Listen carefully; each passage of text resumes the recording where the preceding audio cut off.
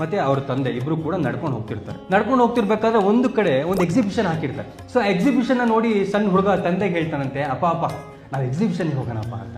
ಅಪ್ಪ ಹೇಳ್ತಾನಂತ, ನನ್ನ ಜೇಬಲ್ಲಿ ದುಡ್ಡಿಲ್ಲ ಕಣೋ, ಬೇಡ ಅಂತ. ಹೋಗೋಣಪ್ಪ, ಸುಮ್ಮನೆ ನೋಡ್ಕೊಂಬರೋಣ, ಏನು ಕೊಡಿಸ್ಬೇಡ ನೀನು ನನಗೆ, ಸರಿ ಅಂತೇಳಿ ಅವನ್ನ ಕರ್ಕೊಂಡು ಹೋಗ್ತಾರೆ. ಮಕ್ಳು ಕೇಳ್ಬೇಕಾ, ಒಳಗೆ ಎಂಟ್ರ ಆದ ತಕ್ಷಣ ಅಪ್ಪ ಬಾಂಬೆ ಮಿಠಾಯಿ ಕೊಡ್ಸಪ್ಪ, ಅಪ್ಪ ಶುಗರ್ ಕೇನ್ ಜ್ಯೂಸ್ ಕೊಡ್ಸಪ್ಪ, ಕಬ್ನಲ್ಲಿ ಕೊಡ್ಸಪ್ಪ, ಅಪ್ಪ ಜೈಂಟ್ ವಿಲಲ್ಲಿ ಕೊಡ್ಸಪ್ಪ ಅಂತ ಹೇಳಕ್ ಹಿಡಿತಾರೆ. ಅವರಪ್ಪ ಇಲ್ಲ ಕಣೋ, ನನ್ನ ಹತ್ರ ದುಡ್ಡಿಲ್ಲ ಅಂತ ಹೇಳ್ತಿರ್ತಾರೆ. ನೀವು ಕೇಳೋದೇ ಇಲ್ಲ, ಹಠ. ಸೊ ಆ ಜಂಜಾಟದಲ್ಲಿ ಸಡನ್ ಆಗಿ ಆ ಮಗು ಕೈ ತಪ್ಪಿ ತಂದೆದು ಎಲ್ಲೋ ಒಂದ್ ಕಡೆ ಮಿಸ್ ಆಗ್ಬಿಡುತ್ತೆ. ಸೊ ತಕ್ಷಣ ಮಗು ಒಳಗೆ ಶುರು ಮಾಡುತ್ತೆ. ಆ ಮಗು ಅಳ್ತಿರೋದು ನೋಡಿ ಜನ ಎಲ್ಲ ಸೇರ್ಕೊಂತಾರೆ. ಪುಟ ನಿನಗೇನು ಬೇಕು, ಐಸ್ ಕ್ಯಾಂಡಿ ಬೇಕಾ, ತಗೋ, ಇಲ್ಲ ನನಗೆ ಬೇಡ.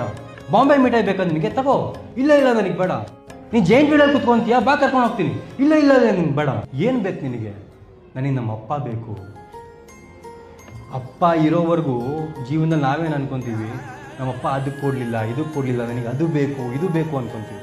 ಅಪ್ಪ ಇಲ್ದಿದ್ದಾಗ ಮಾತ್ರ ಗೊತ್ತಾಗೋದು ಅಪ್ಪನ ಬೆಲೆ ಏನು ಅಂತ. ಜೀವನದ ಕಡೆ ಘಟ್ಟಕ್ಕೆ ಬಂದಾಗ ನಮಗೆ ಗೊತ್ತಾಗುತ್ತೆ, ಜೀವನ ಪೂರ್ತಿ ನಮಗೆ ಬೇಕಾಗಿದ್ದ ವಸ್ತುಗಳಲ್ಲ, ನಮ್ಮ ತಂದೆ ತಾಯಿ ಅಂತ.